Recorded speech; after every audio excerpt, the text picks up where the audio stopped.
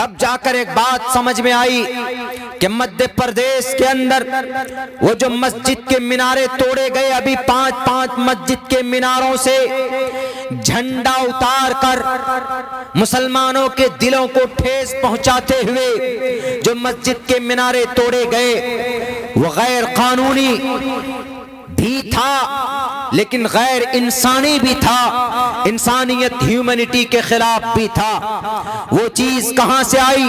وہ چیز پیدا کی گئی ان کے دلوں کے اندر، ورنہ اذان دینا، ان سے جب پوچھا گیا کہ تم یہ مینارے کیوں توڑ رہے ہو، انہوں نے کہا کہ یہاں سے مسلمانوں کی نماز کے لیے اذان کی آواز بلند ہوتی، اسی لیے ہم ان میناروں کو توڑ دیں گے تو یہاں پر لاؤڈ اسپیکر یہ لوگ باندھ نہیں پائیں گے، اذان کیسے دیں گے، آواز ہمارے کانوں تک نہیں پہنچے گی۔ میرے ہندو بھائیوں، میں ادب کے ساتھ کہنا چاہوں گا، ہم اس قوم کے، ہم اس نبی کے امتی ہیں جو صرف ہمارے لیے نہیں ہیں، جن پر صرف ہماری جاگیرداری نہیں ہے، بلکہ آپ پیار سے دیکھو، آپ محبت سے دیکھو، اس نبی کا تذکرہ آپ کے گرنتھوں کے اندر کیا گیا ہے، اور آپ کے اس نبی کے ذریعے سے اذان کا تذکرہ کیا گیا، بھلے ہی عربی زبان میں نہ کیا گیا ہو، زبان سنسکرت ہے، کتاب آپ کی ہے، لکھنے والے رشی منی بھی آپ کے ہیں، آپ کے گرنتھوں کے اندر سب چیز آپ کی ہے، لیکن اس کے اندر پیغام ہمارا ہے، اور میسج ہمارے مطلب میرے بھی اور آپ کے بھی انتم مہارشی محمد الرسول اللہ کے بارے میں لکھا گیا۔ آپ کو دشمنی ہے اذان سے تو اذان مسجد کے مینارے توڑ کر دشمنی نہ نکالا جائے، بلکہ بھوشیہ پران کو اٹھا کر دیکھا جائے، جس کے اندر کہا گیا اچلاپی، اونچی آواز میں بلانے والے، اچلاپی بھوشیتی جنومم ونا کولم چ پشوشتے شام بھکشیام تامم مسلنے سنسکارا کوشری بھوشیتی تسمان مسلونتو ہی جاتو دھرم دوشکا۔ اچلاپی، اونچی آواز میں بلانے والے، بتاؤ دنیا کے اندر 10.5 ارب انسان موجود ہیں، ان 10 ارب انسانوں کے بیچ میں اونچی آواز میں بھکتی کے لیے کیا چرچ میں بلایا جاتا ہے؟ نہیں۔ کیا کلیسا میں بلایا جاتا ہے؟ نہیں۔ کیا کسی مندر میں بلائے جاتے ہیں؟ نہیں، بلکہ اگر اونچی آواز دے کر اگر ایشور کی عبادت بھکتی کے لیے کہیں پہ بلایا جاتا ہے تو وہ صرف مسجد کے اندر اذان دی جاتی ہے، اور اسی اذان کو سنسکرت زبان میں کہا اچلاپی، اونچی آواز میں لاپ کرنا، اونچی آواز میں بلانا۔ اور کیا بولتے ہیں ہم لوگ اذان میں؟ حی علی الصلاۃ، نماز کی طرف آؤ، حی علی الفلاح، کامیابی کی طرف آؤ۔ کوئی بری چیز نہیں ہے مدھیہ پردیش میں ہمارے 5 مسجد کے مینارے کے توڑنے والوں، اگر آپ کو مسجد پر لاؤڈ اسپیکر پر لگے دیکھنے سے آواز، لاؤڈ مسجد کے مینارے پر لاؤڈ اسپیکر سے آپ کو تکلیف ہے، اذان کی آواز سے اگر آپ کو تکلیف ہے تو آپ کو اذان سے تکلیف نہیں ہونی چاہیے، بلکہ آپ کے گرنتھ کے اندر جو ہمارے اذان کی بات کہی گئی ہے، آپ پہلے اس گرنتھ کو اٹھا کر، اس پنے کو، اس ورق کو اکھاڑ کر پھینک دو اور کہو کہ اس کے اندر محمد کا تذکرہ ہے، اس کے اندر اچلاپی اذان کا تذکرہ کیا گیا ہے، ہم اس کو اٹھا کر پھینک دیں۔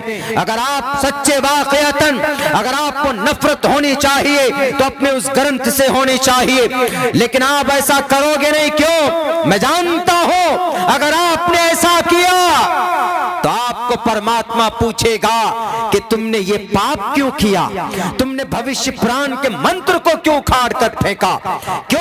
اچلاپی، محمد کے بارے میں ہم نے کہا تھا کہ وہ محمد صرف داڑھی ٹوپی والوں کا نہیں ہوگا، بلکہ وہ محمد تمہارا بھی ہوگا، وہ نبی تمہارا بھی ہوگا۔ تم ان کے قدموں پہ جا کر گر کے تو دیکھتے، تم ان کے دربار پہ جا کر پہنچ کر تم معافی کا اعلان تو کرتے۔ ارے تم سے بڑے بڑے ترم خاں کو اس نے سینے سے لگایا، گلے سے لگایا ہے۔ حضرت سیدنا حمزہ رضی اللہ تعالیٰ عنہ کے جسم کے ٹکڑے کیے گئے تھے، کس نے کیا تھا؟ اس وقت وحشی نے کیا تھا۔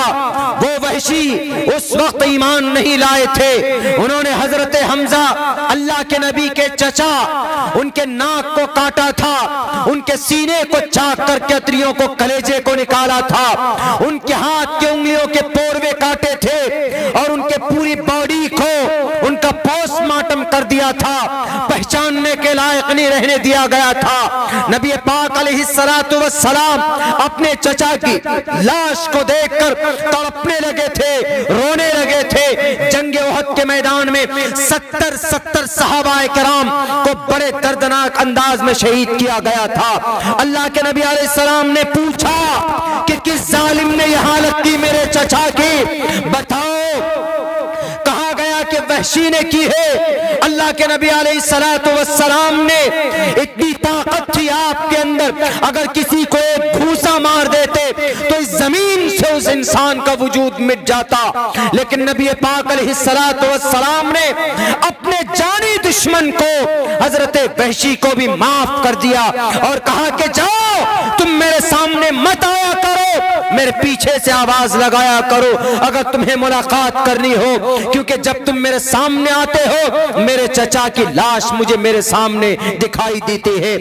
کوئی مائے کا لال بتاؤ، مسجد کے مینارے توڑنے والے اذان کے نام پر محبت سے عداوت کرنے والے فرانس کے پروفیسروں، ہے کوئی مائے کا لال ایسا بتاؤ جس نے اپنے جانی دشمن کو سینے سے لگایا ہو؟ ہے کوئی مائے کا لال جو طائف کے میدان میں پتھروں کی خون کی بارش میں نہا گیا ہو لیکن اپنے جانی دشمن کے لیے دعائیں کی ہو اور کہا ہو اللہم اہدی قومی فإنہم لا یعلمون، اے اللہ اس قوم کو تو ہدایت دے دے، یہ قوم مجھے نہیں جانتی۔ لاؤ ایسی شخصیت، لاؤ ایسی ذات اقدس، لاؤ ایسا گڈ مین، لاؤ ایسا انسان جس کے اندر مسلمانوں کے لیے بھی ہمدردی ہو اور انسانوں کے لیے بھی ہمدردی ہو، جانوروں کے لیے بھی ہمدردی ہو، یہودیوں کے لیے بھی ہمدردی ہو، کرسچن کے لیے بھی ہمدردی ہو۔ لاؤ ایسا آدمی، ہم آج ان کا کلمہ پڑھ لیں گے، لیکن ولن تفعلوا، قیامت تک ایسا انسان پیدا نہیں ہو سکتا۔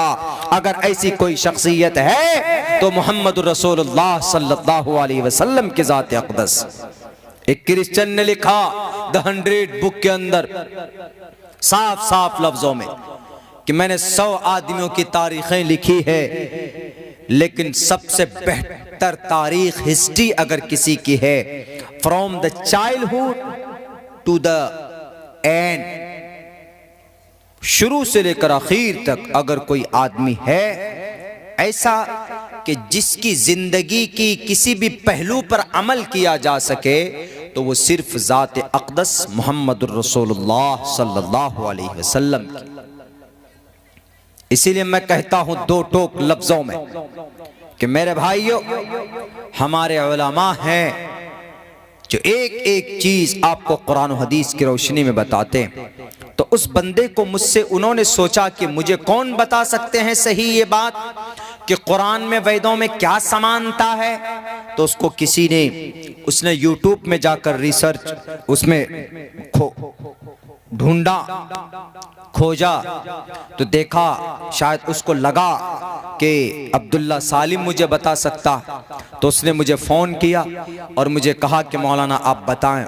میں نے کہا کہ دیکھو، قرآن آپ اگر کسی ہندو بھائی کو یہ کہیے گا کہ میرے قرآن میں یہ لکھا ہے کہ ہم ایک اللہ کی عبادت کریں، تو وہ آپ کی بات نہیں سنیں گے۔ کیوں؟ وہ اللہ کو نہیں مانتے، وہ قرآن کو نہیں مانتے۔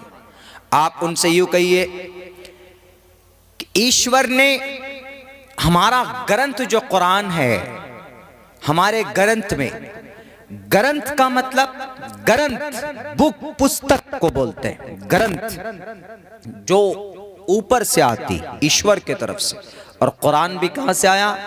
اوپر سے ہی آیا۔ تو آپ اگر کسی سامنے والے کو